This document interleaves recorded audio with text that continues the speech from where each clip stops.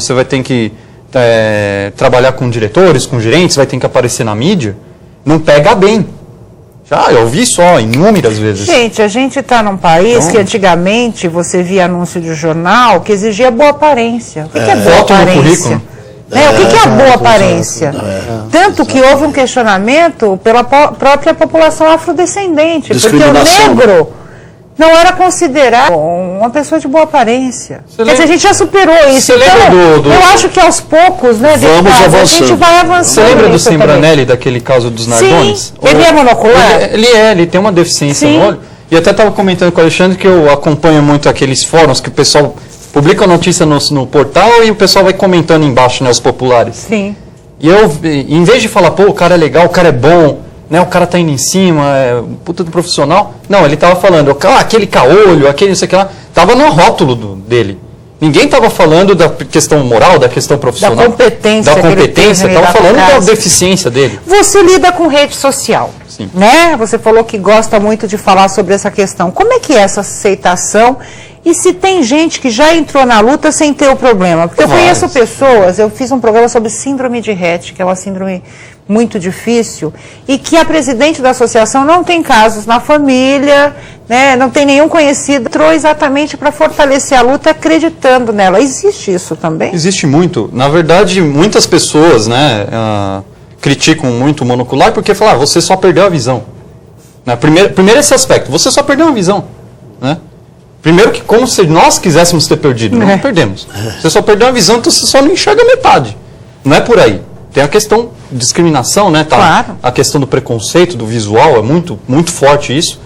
Muitas pessoas com quem eu tive a oportunidade de expor a situação, numa questão mais ampla, porque as pessoas pensam de uma maneira muito pequena em relação a isso, mas quando ela começa a ver a amplitude da situação, elas começam a mudar, e elas acompanham, elas batalham junto com você. Mas não é tão automático. Você vai falar do monocular para médicos, não é automático, mas quando você consegue conversar, consegue expor, às vezes até levar na situação do dia a dia, a pessoa se torna muito mais batalhar para causa do que a gente. Sim. Porque elas entendem, falam, não acredito, é um absurdo que se faz. É inaceitável, né, determinadas situações. Os monoculares, assim como outras deficiências que também não conseguem. Sim. Né? Então, eu até estava citando pro deputado do Lula, né? Que o Lula também, ele falou... Ele perdeu um dedo. Perdeu um dedo. 10, né? Não, mas não é isso. Ele saiu um pouco antes de sair da presidência, já inaugurando uma das obras do PAC. E eu acompanhei isso, ele tem essa entrevista é gravada, não é só escrita. Ele falando lá pro pessoal lá do local, como ele perdeu o dedo e o que ele sentiu nessa questão da discriminação. Ele perdeu o dedo, foi lá, todo engraxado lá no médico, tudo. Depois, algum tempo depois, ele andava de ônibus, ele enrolava a mão dele com uma toalha. E passou muito tempo assim, porque ele tinha extrema vergonha daquele cotoquinho que ele fala, né? Hoje ele brinca, fala, usa o cotoco para coçar o dedo, o nariz, essas coisas, né? Mas lá, ele falou que passou muita vergonha. Você falou do Sembranelli, a época que o Lula foi candidato, a primeira vez ou a segunda, não me lembro, muita gente falava das 5 metas, né? E mostrava os 4 dedos, né? Então... sempre acabam utilizando, de certa forma, jocosamente. Preconceito, né? Exatamente. Já me chamaram de cachorro husky. Sabe aquele cachorro lá, o husky siberiano? Não sei. Uma característica da raça, às vezes, é ter o olho de 2 cores. Já me falaram isso numa dinâmica de trabalho, para poder entrar numa vaga de emprego. Me falaram isso. A própria psicóloga da vaga me falou. Porque às vezes até te testam, não é, Alexandre? Eu acho que as pessoas até testam para saber... Porque tem muita gente que não se aceita, né? Vamos entrar nessa questão também, né? Eu acho que antes da gente tentar fazer a sociedade aceitar, a gente tem que se aceitar, né? Todo mundo tem suas limitações. Eu enxergo bem, mas eu tenho as minhas limitações em outros pontos, assim como o mundo tem. Então essa questão da aceitação é muito importante, não é, Alexandre? Tem outros valores que compensam. Claro, sim, sem dúvida. Né? Tem que compensar. Mas até você conseguir por esse valor superando a deficiência para o mundo externo é muito difícil. Por exemplo, a tua mulher, ela nasceu, né? Ela já se adaptou a isso desde o início da vida. O que ela fala, como é que ela convive? Mexem com ela também? Qual a profissão? Não, no caso dela não, porque ela não, esteticamente não ficou muito diferente, porque o globo ocular não diminuiu. né? Então não ficou diferente. Então a pessoa tem que ter um... Quer dizer, você olha para ela e não percebe o problema. Ela tem, na verdade, as mesmas dificuldades, né, que nós temos no fato de não enxergar, mas esteticamente não. Ela não tem, então não passa por isso. Eu acho muito importante falar sobre o fator estético mesmo, né? Porque interfere muito no psicológico, você fica um tempão, entendeu? Quando você vai fazer uma entrevista, você percebe, a pessoa pergunta, e você fica com aquilo, poxa, será que não me chamou porque eu não tenho currículo, competência para assumir a vaga, ou por quê? Pelo fator estético. Entendi. Então, aí fica essa confusão. Até melhor a pessoa falar, né? Nesse caso, não sei o que é melhor. Falar que não aceitou porque você tem essa deficiência, eu trato como deficiência, ou porque o seu currículo não serve para aquela determinada vaga. E como o deputado falou também, bem, as pessoas acabam perguntando, todo mundo pergunta, na escola, todo lugar eu pergunto, os alunos perguntam, alunos de outras classes perguntam, professor, por que o seu olho é assim menor que o outro, né? Aí eu falo, tem para os menorzinhos até passei a brincar, né? De tanto ser questionado em relação a isso, eu passei a brincar. Eu falei, não sabe o que é?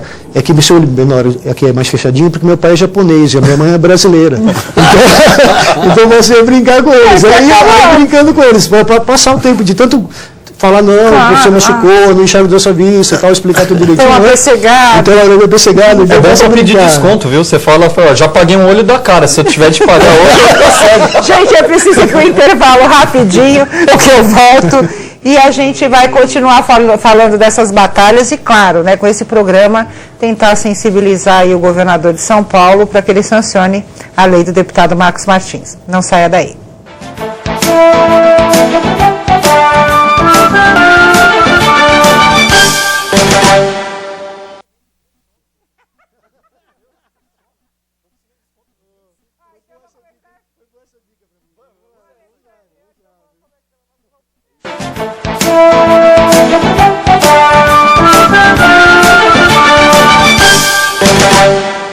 Voltamos com a discussão, hoje falando sobre visão monocular.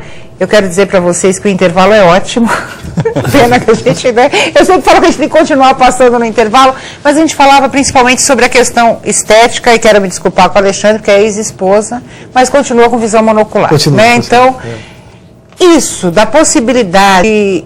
Você acha que vai mudar se você, de certa forma, conseguir camuflar, ou seja, a sua deficiência? Porque ela vai estar em você, sim, né? Eu creio que sim, para mim eu acho importante, porque é o primeiro contato que você tem com a pessoa, né? A pessoa normalmente olha nos seus olhos, isso é muito importante, né? Você fala muito sobre o olhar, né? Então você vê muitos textos, poesias, falando a respeito do olhar. Músicas, né? Músicas, né? Então é muito importante essa questão do olhar, né? A primeira impressão que você tem quando você olha nos olhos da pessoa, né?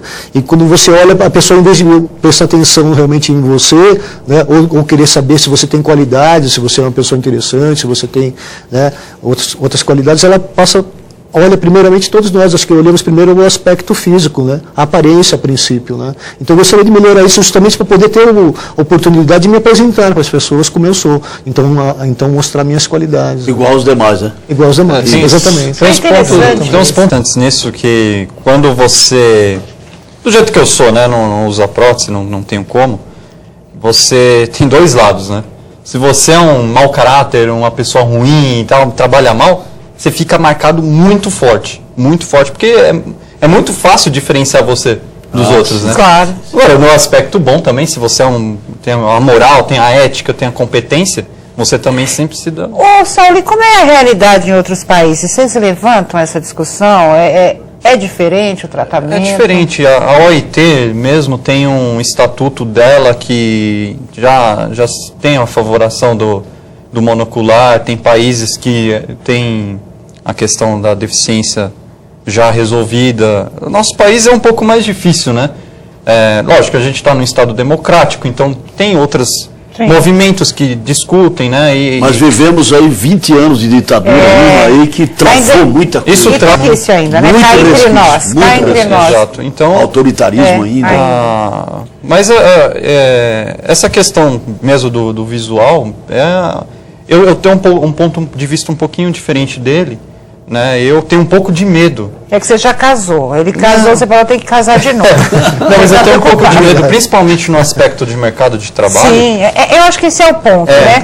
A coisa da convivência, a sociedade, o mercado de trabalho, porque acabam confundindo competência com estética, vamos colocar. Eu vou citar um caso aqui. Em 2008 teve aquela crise mundial, e eu aí já sólido no mercado de trabalho, eu me tornei gerente de projetos, é um cargo relativamente alto, e sem dinheiro não tem projeto. Olha, eu fui para a rua, como muitos outros, sem deficiência tal, da minha profissão foi também, né? E eu tenho uma formação pela GV, os outros têm um excelente currículo, e quando eu ia no mercado de trabalho, ficava eu e o outro na disputa, com o mesmo currículo, com a mesma competência, com a mesma desenvoltura, eu nunca fui escolhido. Os outros eram. Hoje está pipocando, chamado para trabalho. Mas isso é claro pelo que está acontecendo. Claro. É muito evidente o porquê foi a seleção, né? Eu até criei, para ilustrar isso para várias pessoas, está comentando aquela hora de como trazer as pessoas para a batalha, né? Eu até criei uma historinha assim, você vai comprar um bichinho de estimação lá no shopping, né? Você tem o poder de compra, você tem o poder da decisão. O ponto-chave é o poder, né? Isso principalmente a questão do emprego. Você tem o poder de decisão. Então você tem dois cachorrinhos branquinhos, irmãos. Tem um todo bonitinho e tal, e o outro com o olho meio caído, meio torto, né? O olho diferente e tal. Você como poder, qual que você escolheria?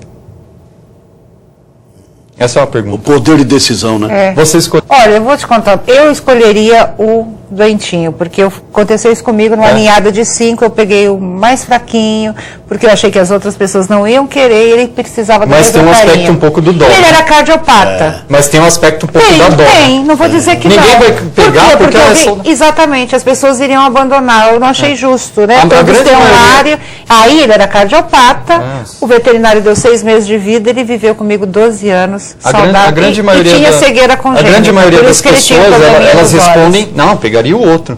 Né? Eu fiz a mesma pergunta para o deputado, ele pegaria o saudável, né? Eu também pegaria o saudável, eu mesmo. Sim. Né?